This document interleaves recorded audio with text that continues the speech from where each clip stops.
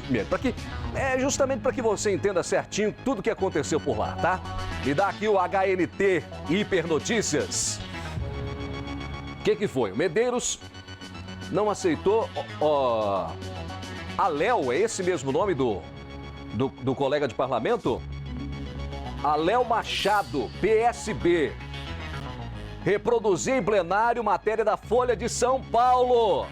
Nessa matéria, ele noticiava na edição que o governo Bolsonaro está disponibilizando 40 milhões em emendas a cada deputado que votar a favor da reforma da Previdência. A reportagem é do Paulo Coelho, do Hipernotícias, e ele justamente cita o que eu mencionei há pouco, dizendo que por pouco não terminou em pancadaria a sessão da tarde de ontem na Câmara dos Deputados, quando o mato-grossense José Medeiros, do partido Podemos, ao se sentir ofendido, partiu para cima do colega de parlamento Aliel Machado, que é do PSB. Fazia aí um ácido pronunciamento sobre a reforma da Previdência. Tá? Machado fazia menção a uma reportagem publicada, que eu já mencionei antes lá, e dentre todos os deputados presentes na sessão, Medeiros teria sido o único que reagiu com indignação e falou um palavrão aqui que já está escrito, né? Não vou reproduzir. Ambos não chegaram a vias de fato porque a intervenção ocorreu aí por parte daqueles que estavam lá. Ao site Hipernotícias, o deputado mato-grossense disse que o que houve foi uma indignação forte por um parlamentar que votou contra a admissibilidade ontem na Comissão de Constituição e Justiça. Ficou nervoso por isso e está acompanhando o boato. Enfim, eu queria só mostrar para vocês entenderem. Vamos ver o vídeo primeiro, da confusão em si. Mostra aí. O governo está ofertando cargos. O governo está acertando os deputados. Essa conversa aconteceu na reunião na casa do deputado. Não nos meça pela sua régua, rapaz. Não nos meça pela sua régua. Porque estão se vendendo. Nós não vamos aceitar aqui.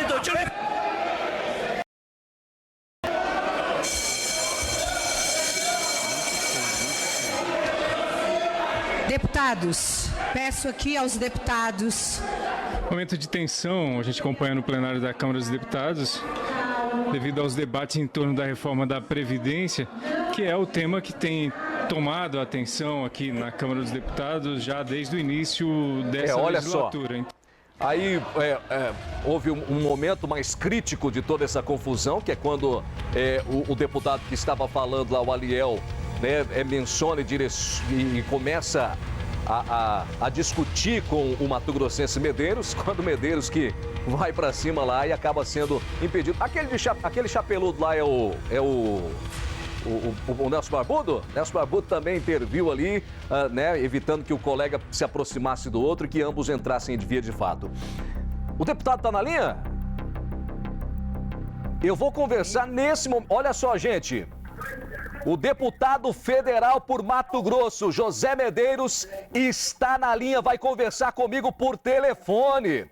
Deputado, antes de mais nada, bom dia. E eu vou lhe fazer já a primeira pergunta, que é a seguinte. Depois desse episódio de ontem, passadas essas horas, hoje, o que o senhor pensa em torno desse assunto? O senhor está arrependido, de repente, de alguma atitude tomada naquele momento? Ou faria novamente se fosse necessário? Bom dia. Não, faria novamente, tanto é que fiz hoje. O senhor teve uma nova discussão?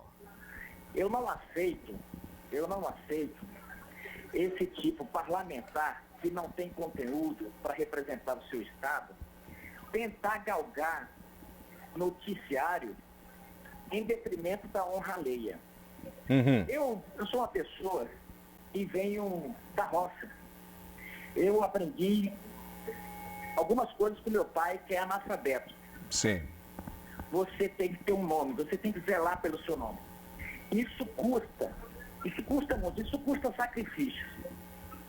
E eu não vou deixar, eu tenho filhos, eu tenho família, e eu tenho pessoas que votaram em mim, no Mato Grosso. Eu não vou deixar que um sujeito venha fazer debate nesse nível.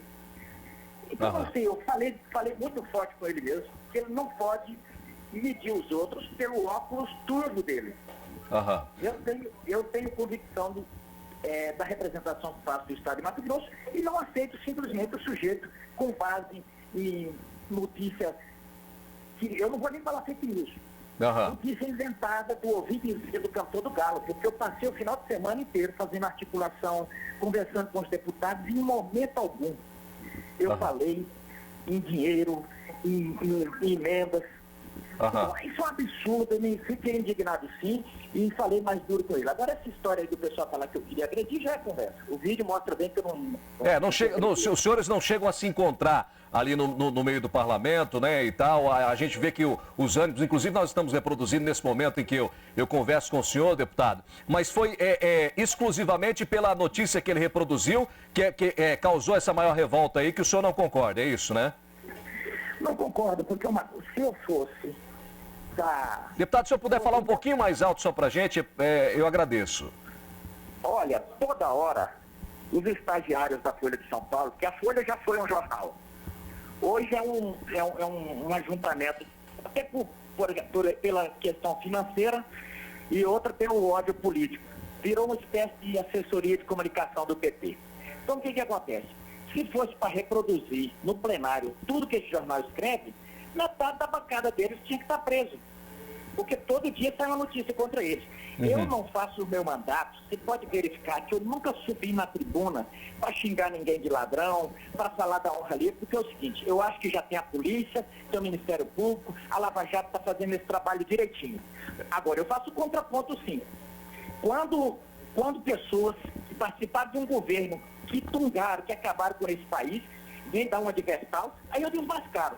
Então é nesse sentido, nós estamos numa luta para tentar recuperar o Brasil e esses caras vêm com esse tipo de conversa. Eu não tolero.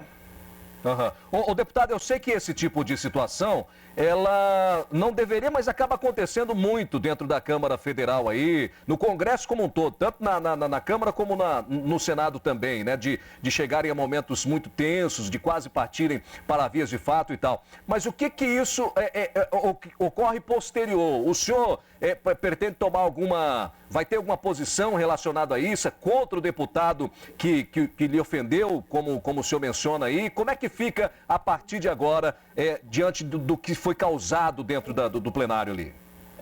Eu pedi duas coisas. Tanto quanto a ele, quanto ao deputado Glauber, que depois subiu na tribuna e repetiu o que ele disse. Eu pedi que o Conselho de Ética possa verificar a compostura desses parlamentares, porque no afã de aparecer, eles ofendem o parlamentar todo. Você disse muito bem aí, aos olhos da população, todos os políticos estão na vala comum. Mas por quê? Por causa desse tipo de gente, que mistura todo mundo num balaio. Eu gosto de responder, eu tenho um CPF e respondo pelas minhas coisas. Graças a Deus, trabalhei 23 anos na polícia. E olha que é na polícia. Minha ficha não tem nenhum ponto. Agora, não vou aceitar o cara querer me jogar na vala comum. Ele quer fazer esse tipo de coisa, ele vá lá, procure quem foi que roubou, se não roubou, e venha falar. Mas falar, o Galo cantou e ele vem querer me jogar na vala, aí não. Porque eu represento 82 mil eleitores e depois disso eu ganhei a representação de representar o Estado de Mato Grosso. E aqui nós não vamos aceitar esse tipo de coisa, porque aí eu estaria concordando de que Mato Grosso tem um parlamentar que se vende.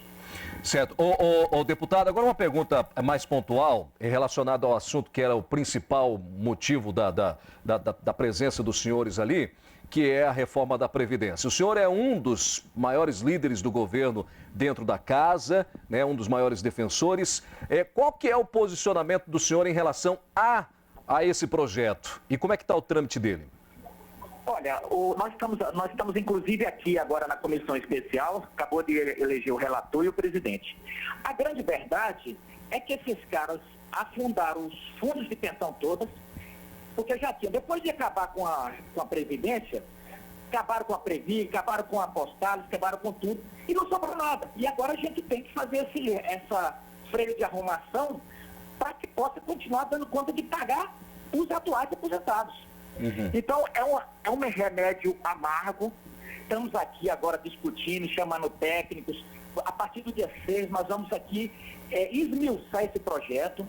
para ver o que dá para fazer. Nós temos que aqui conseguir a média para que não seja nem tanto ao mar, nem tanto à terra, mas infelizmente temos que fazer porque a verdade é uma só. E a Sua Excelência, o fato é que não tem dinheiro e a gente precisa arrumar um jeito para que essa Previdência continue em pé. Tá certo. Ô, deputado, muito obrigado por falar conosco ainda que por telefone aí, né, esclarecendo a respeito dessa confusão de ontem e falando também o ponto de vista do senhor, né? Deixa eu brincar com o senhor aqui. O senhor é policial rodoviário federal, o senhor não estava armado naquela hora, ele não estava?